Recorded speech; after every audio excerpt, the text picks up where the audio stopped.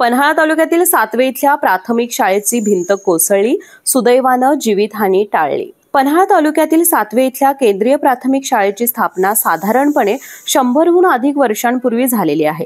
या शाळेची इमारत 100 वर्षांपेक्षा जुनी आहे। शाळेची पटसंख्या 110 इतकी आहे आणि या शाळेमध्ये इयत्ता 1ली ते 7वी पर्यंतचे वर्ग भरवले जातात। शाळेतील 1ली आणि 2रीचा वर्ग एकाच खोलीमध्ये भरवला जातो। नेमक्या याच वर्गाची भिंत आज दुपारी 2 वाजण्याच्या सुमारास कोसळली।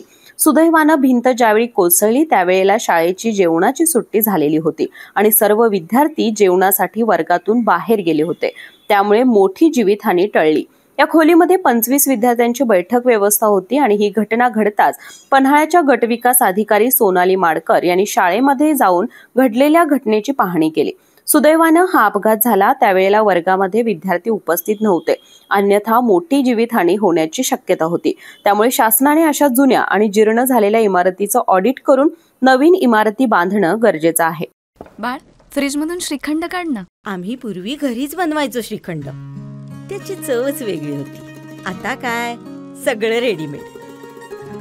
आजी, हे श्रीखंड खाऊन बघ। आज तुझ्या आईनं घरीच बनवलं की काय?